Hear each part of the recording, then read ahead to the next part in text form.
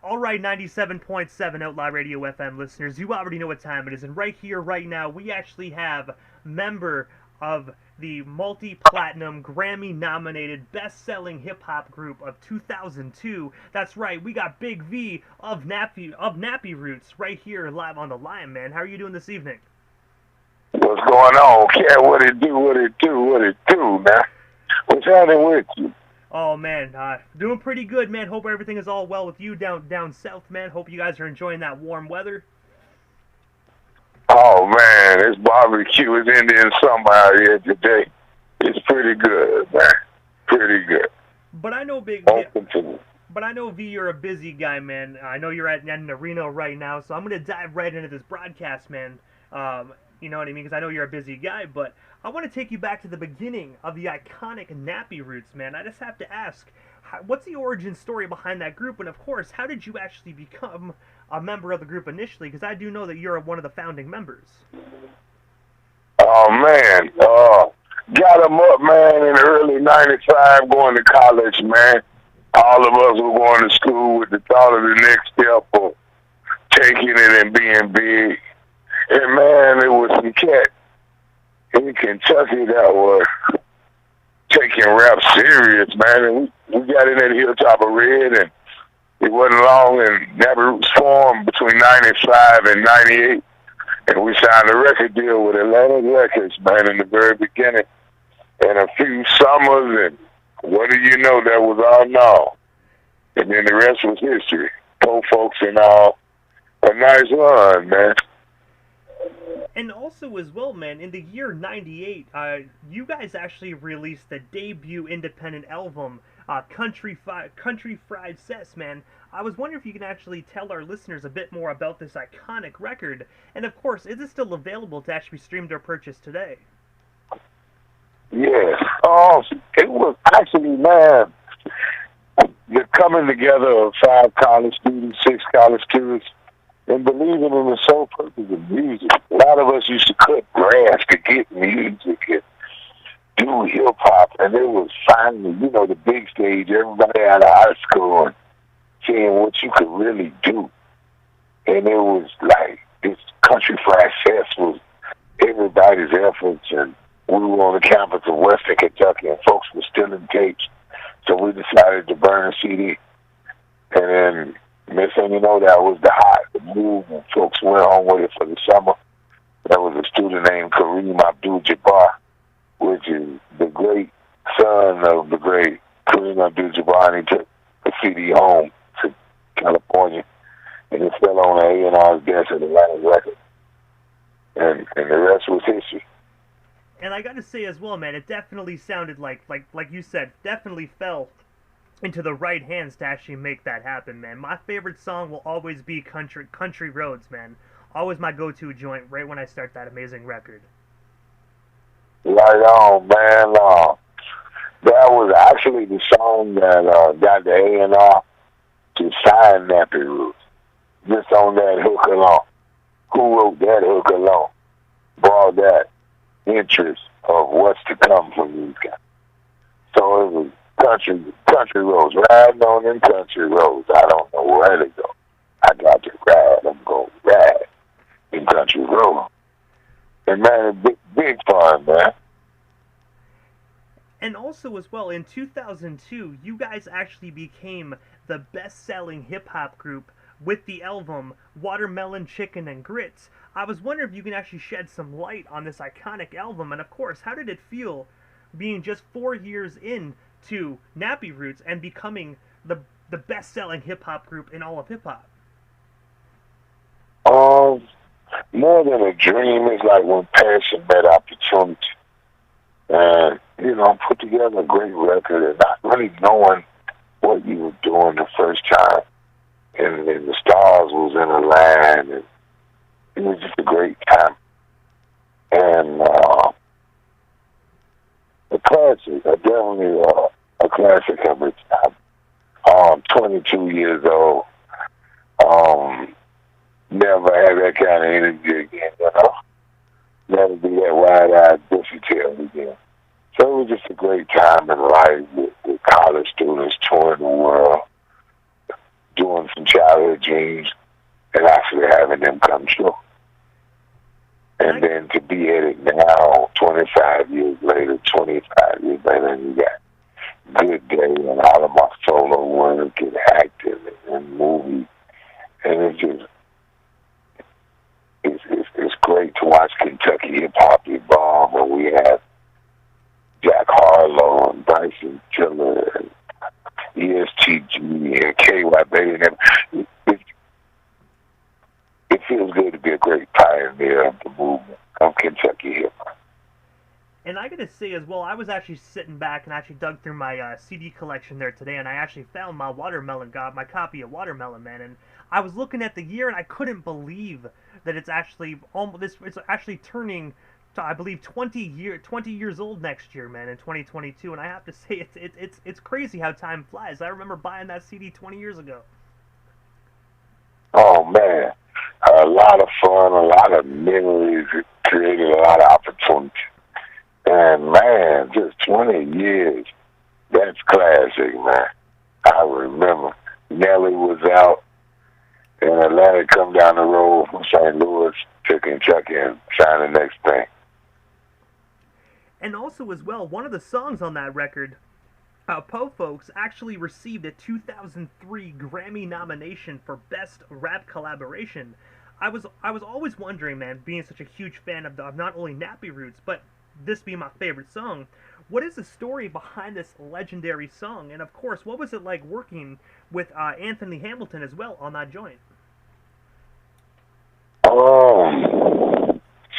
You know how, like, we hear the Temptations, just my imagination. You know, the beat and the feel of it. That's what Pope Folks felt like to me as I was writing in St. Louis. And we, just to think back of accomplishment all my life been told, you know, my parents twisted tobacco and the other was a garbage man. So it was just the right rhythm, the right song was the right, you know, the feel, the working man's lullaby, you know. And also as well, man, in your home state of Kentucky, Governor Paul E. Patton actually sanctioned September 16th as Nappy Roots Day. I was wondering, how does it feel knowing that a day is dedicated to your legacy? And of course, is there any special events in Kentucky that actually celebrate Nappy Roots Day on that designated day and that date? For the last 11 years annually, always the plus of education, and whether it's one of the 6 members or all 6 members, all of us always does some sort of activity on September 16th. Whether it be a seminar or a motivational speaker with lighted chance with kids with needs of not being met, music or the arts are their only outlet.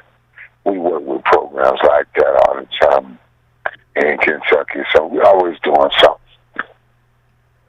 And speaking of actually being a spokesperson for an organization, I actually read that you were a spokesperson for the Light of Chance program. I was wondering, can you tell our listeners a bit more about this phenomenal organization, and of course, how can we become more involved as listeners? Light of Chance is simple. It's for the kid that probably don't learn traditionally at home. It's for the kid that learns to a rhythm or maybe a different method. And we do those things to get you caught up to speed and an outlet of frustration, living in different places or, you know, different forms of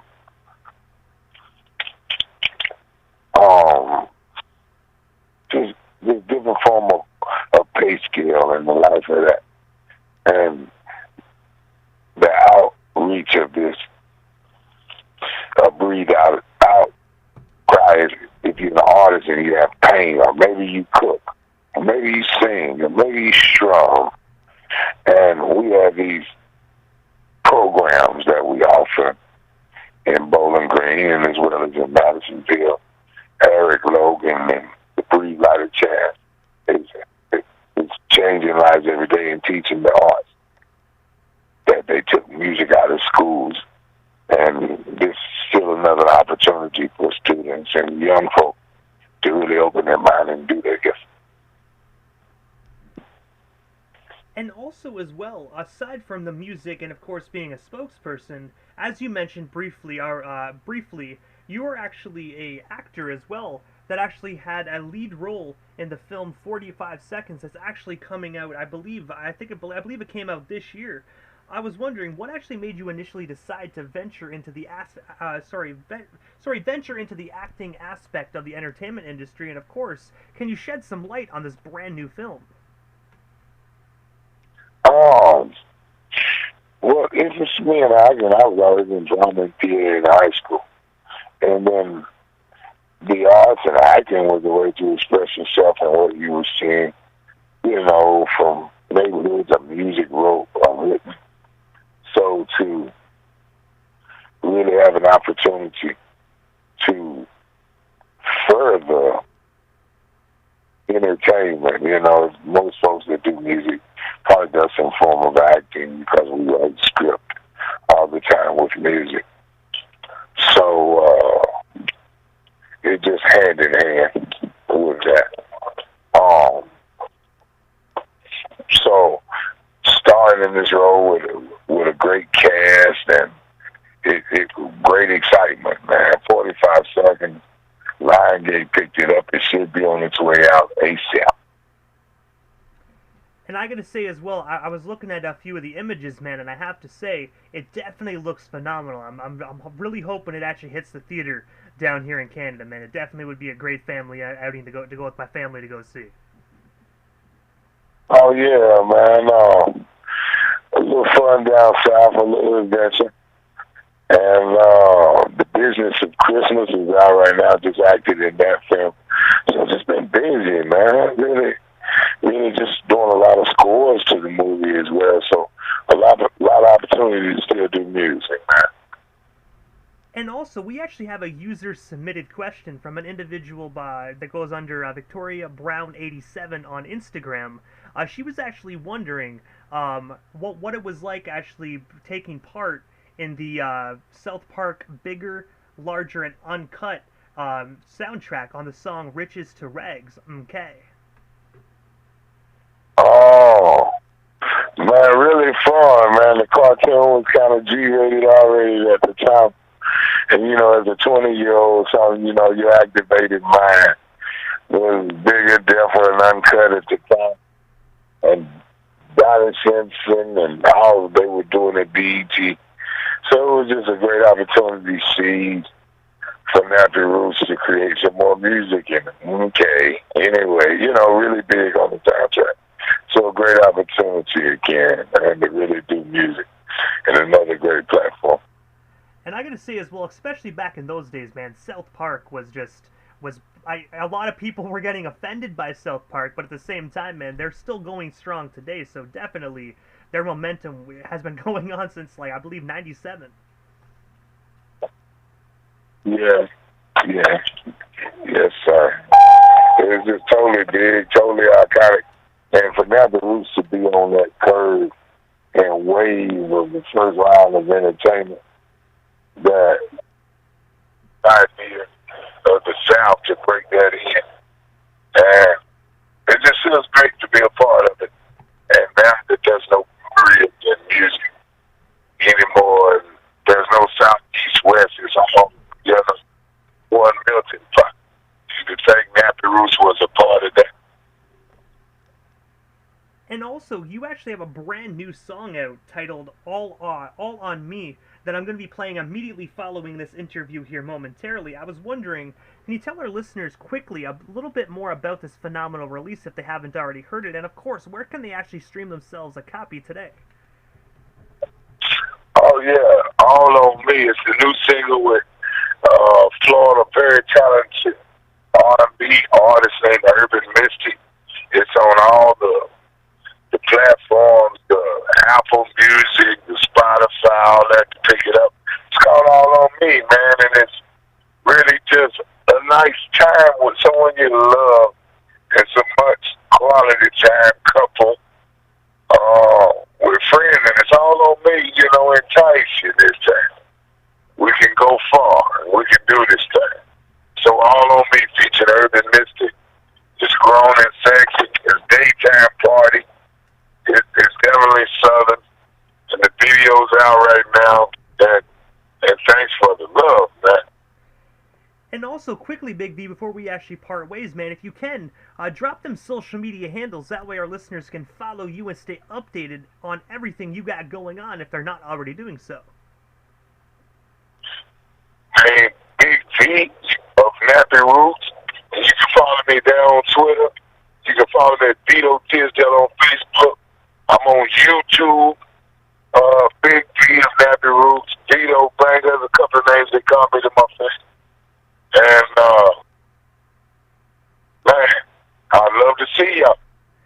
And I gotta say, first and foremost, Big V, thank you so much, man, for just taking a little bit of your time out of your busy evening and sliding into the 97.7 FM airwaves, man. It definitely was an honor and most definitely a privilege, man. Thank you for so many years of monumental music, and I'm definitely looking forward to the future.